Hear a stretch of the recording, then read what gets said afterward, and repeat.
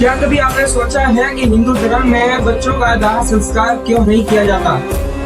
क्या कभी आपके दिमाग में प्रश्न आया है कि आखिरकार हिंदू धर्म में बच्चों को दफन क्यों किया जाता है?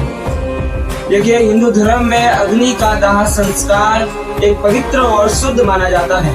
ये केवल एक परंपरा नहीं अपितु आत्मा को उसके बौद्धिक बंधनों से मुक्त करने की प्रक्रिया मानी जाती है। लेकिन जब बात छोटे बच्चों की आती है, अविवाहित लड़कों की आती है या लड़कियों की आती है, तो अचानक से ये परंपराएं बिल्कुल बदल जाती है। आखिर क्यों? सब एक निर्मल शरीर, कोमल शरीर की बात आती है तो ये परंपराएं बदल जाती है। क्या उन बच्चों को अग्नि के दाह संस्कार की जरूरत नहीं होती? क्या उनके बच्चों को मुक्ति की चाहत नहीं होती? क्यों हम उन्हें जलाते नहीं बल्कि मिट्टी की गोद में सुला देते हैं? क्या इसके पीछे कोई धार्मिक नियम समाहित है? क्योंकि हम तो मानते हैं कि शरीर पंच तत्वों में विलीन है, तो क्या बच्चों का शरीर पंच तत्वों में विलीन नहीं है? क्या यहाँ पर आत्मा और कर्म का कोई गहरा सिद्धांत काम करता है, या फिर सदियों से आ रही इस परंपरा को हमने बिना किसी सवाल के बस स्वीकार कर लिया है? देखिए, हिंदू धर्म की हर परंपरा एक ठोस तथ्य और तर्क के साथ जुड़ी है, और इसी के साथ ही एक बच्चों का न जलाने वाली परंपरा एक बहुत बड़ा सवाल खड़े करती है। हालांकि हिंदू धर्म में हर परंपरा एक तर्क और ठोस तथ्य के साथ जुड़ी हुई होती है, लेकिन ये बच्चों को न जलाने की परंपरा एक बहुत बड़ा सवाल खड़ा करती है। अभी तो बहुत सवाल खड़े करती है। सवाल यह है कि क्या मासूम के लिए नियम बदल जाते हैं? क्या उस मासूम को मुक्ति की चाहत नहीं है? क्या उस मासूम को अग्नि की आवश्यकता नहीं है, या फिर इसके पीछे कोई आध्यात्मिक या वैज्ञानिक कारण छिपा हुआ है जिसको आज तक हम समझ ही नहीं पाए? नमस्कार, मैं संदीप प्रजापत एक बार फिर से ओवर एक्सप्लेनर के इस पेज पर आज हम जानेंगे इस टॉपिक पर कि आखिरकार बच्चों को जलाते क्यों नहीं, उन्हें धरती की गोद में दफन क्यों किया जाता है। सवाल यह है कि आखिरकार इंसान को मृत्यु के बाद जलाते क्यों है? तो जलाने की प्रक्रिया तो सदियों पुरानी है। तो देखिए कि हिंदू धर्म में जलाना केवल इंसानी शरीर को जलाना नहीं है, अभी तो उसके पाप और कर्मों से उसकी मुक्ति दिलाना है। मुक्ति से तात्पर्य है कि उसकी पुरानी यादें और पुरानी पहचान है, उससे उसको आजाद करना है। जब किसी बड़े व्यक्ति की मौत होती है तो माना जाता है कि उसकी आत्मा संपत्ति और मोह में फंसी हुई होती है। उसमें मैं की भावना होती है, न कि त्याग की भावना, और इसी भावना को जड़ से मिटाने के लिए आग की आवश्यकता होती है। इस मोह के धागे को जलाने के लिए आग की आवश्यकता होती है, इसीलिए उसका अंतिम संस्कार आग से किया जाता है, ताकि उसकी आत्मा को समझ आए कि अब उसका संबंध उसके शरीर से कुछ नहीं है। लेकिन एक बच्चे की दुनिया बिल्कुल अलग होती है, क्योंकि उसने दुनिया की कड़वाहट नहीं देखी, न ही दुनिया की उसने समझदारियां देखी है। उसमें न मैं की भावना होती है और न ही अहम की भावना होती है। न तो वो बच्चा कोई अपने को जानता है और न ही उसमें लोभ और लालच की भावना होती है। इसीलिए उसका शरीर पहले से ही शुद्ध होता है, उसकी आत्मा पहले से ही शुद्ध होती है, साफ होती है, इसीलिए उसको जलाया नहीं जाता है, अभी तो धरती की गोद में सुला दिया जाता है। कहा जाता है कि बच्चे भगवान का रूप होते हैं और भगवान पहले से ही शुद्ध और साफ होते हैं, इनको आग की लपटों की परीक्षा लेने की कोई आवश्यकता नहीं होती। इसीलिए बच्चों को जलाया नहीं जाता है, उन्हें न जलाकर धरती की गोद में दफन किया जाता है। परंतु ये तो बात होती है लोगों की मान्यताओं की, परंतु शास्त्र और गरुड़ पुराण क्या कहते हैं? अक्सर सवाल ये आता है कि किस उम्र तक के बच्चों को जलाना चाहिए और किस उम्र तक के बच्चों को दफनाना चाहिए। इन दोनों का ही उत्तर गरुड़ पुराण में साफ साफ मिलता है। आमतौर पर जिस बच्चे के दूध के दांत अभी गिरे नहीं हो, या जो बच्चा माँ के दूध पर निर्भर हो, उसको कई विद्वान मानते हैं कि जो बच्चा 2 वर्ष से कम हो उसको दफनाना चाहिए, क्योंकि इस समय में बच्चे के मन में हम या मैं की भावना नहीं होती, अहंकार की भावनाएं नहीं होती। गरुड़ पुराण में लिखा हुआ है कि इंसान के अंदर अधूरी इच्छाएं व वासनाएं होती है, जिसको जलाती सिर्फ आग है, सिर्फ आग ही उसे समाप्त कर सकती है। क्योंकि बच्चे के मन में कोई अहम या मैं की भावना नहीं होती, कोई अधूरी इच्छा नहीं होती, या कोई वासनाएं नहीं होती, इसलिए उनको जलाते नहीं है। इसलिए बच्चों को बाल योगी कहा जाता है। जैसे साधु संत में अहम या मैं की भावना नहीं होती, वो सांसारिक जीवन से परे होते हैं। उन्होंने सांसारिक जीवन को त्यागा हुआ होता है, इसलिए उनको जलाते नहीं है, अपितु समाधि दी जाती है। ठीक उसी प्रकार बच्चों को भी मैं या अहम की भावना नहीं होती, तो उनको समाधि दी जाती है, क्योंकि उनकी नन्ही आत्मा का कुदरत के साथ मिलन होता है। अगर अध्यात्म की गहराई में जाया जाए तो इंसान के 3 शरीर होते हैं। इसमें स्थूल, सूक्ष्म और कारण शरीर होते हैं। ये तीनों ही आपस में इतनी मजबूती से जुड़े हुए होते हैं कि उनकी आजादी के लिए, उनको अलग करने के लिए आग की तेज लपट या ऊर्जा की जरूरत होती है। लेकिन बच्चों के मामले में ऐसा नहीं है, क्योंकि उनकी बुद्धि अभी तक पूरी तरह से विकसित नहीं हुई होती है। उनका शरीर अभी तक कच्चा होता है, इसलिए आग की आवश्यकता नहीं होती है सांसारिक जीवन को छोड़ने के लिए। बड़े लोगों के मन में जिंदगी भर के अनुभव की गांठ होती है, जबकि बच्चों के मन में ऐसा नहीं होता है।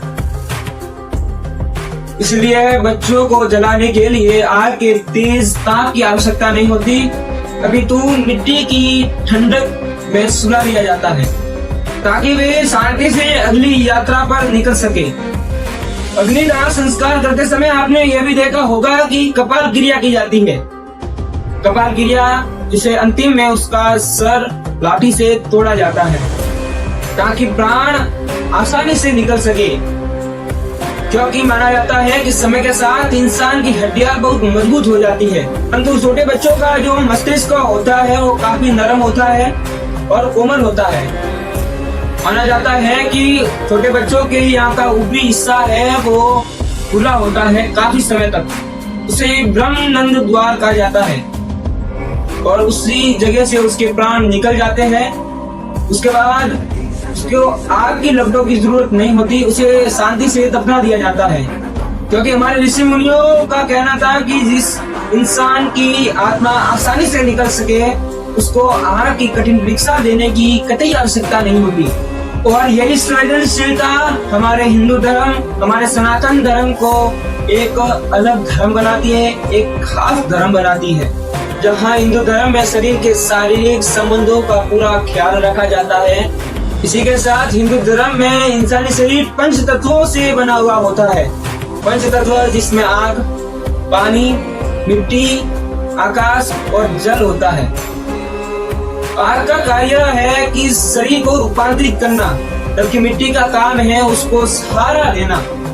जिंदगी भर के बोझ से इंसानी शरीर इतना भारी हो जाता है कि उसको अगली यात्रा के लिए परिवर्तित करना पड़ता है, उसको सहारा दिया जाता है, जिसका कार्य 5 तत्व मिलकर करते हैं। जैसे बीज को जमीन में डालने से वह नष्ट नहीं होता, अपितु पेड़ बन जाता है, उसी प्रकार बच्चे को दफनाया जाता है ताकि वह जिंदगी की अगली यात्रा पर निकल सके।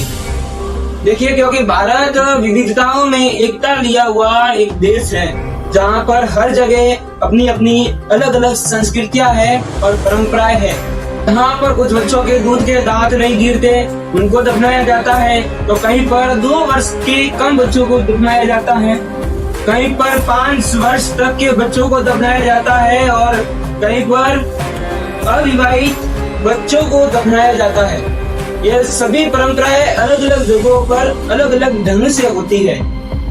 कहीं कहीं पर तो शरीर को जल में विसर्जित किया जाता है, जिसे जल समाधि कहा जाता है। दक्षिण भारत में बच्चों की समाधि को पवित्र माना जाता है, लोग वहाँ आशीर्वाद लेने आते हैं। उत्तर भारत में खेत या अपने घर के पास छोटी सी समाधि बनाई जाती है, जहाँ पर लोग आशीर्वाद लेने आते हैं। इन सभी मान्यताओं और परंपराओं का एक ही मूल मंत्र होता है कि मासूमियत को जलाया नहीं जाता, क्योंकि जो शुद्ध होता है उसको आग की परीक्षा की कोई जरूरत नहीं होती। हिंदू धर्म में किसी की मौत के बाद कुछ समय तक परहेज रखा जाता है, जिसे हम सूतक कहते हैं। सूतक उम्र पर निर्धारित किया जाता है। कहा जाता है कि कम उम्र के बच्चे के लिए कम सूतक होता है। ऐसे बच्चे की मृत्यु होती है तो सूतक सिर्फ उसके माता पिता तक ही सीमित रहेगा। क्योंकि उस बच्चे का संबंध अभी बाकी दुनिया के साथ हुआ नहीं था, इसीलिए उसका परहेज अभी तक माता पिता तक ही सीमित होता है। हिंदू धर्म के अनुसार आत्मा को उसके कर्म कांड भोगने पड़ते हैं, जिसे हम स्वर्ग या नरक कहते हैं। तो आत्मा को उसके कर्म और कांड भोगने पड़ते हैं। अभी तो बच्चों में ऐसा नहीं होता, क्योंकि उन्होंने कर्म कांड किए ही नहीं तो वो भोगेंगे क्या। उनका संबंध सीधा जमीन से होता है, सीधा पृथ्वी से होता है। कहा जाता है कि जिन बच्चों की अकाल मृत्यु होती है वो उसी घर में जन्म लेते हैं या उसी कुल में जन्म लेते हैं और अपनी नई जिंदगी की शुरुआत करते हैं। देखिए, हिंदू धर्म में शिव जी को शमशान का देवता माना जाता है, आदि योगी कहा जाता है। शिव को आदि योगी और रक्षक कहा जाता है और बच्चों को शिव जी का अवतार माना जाता है।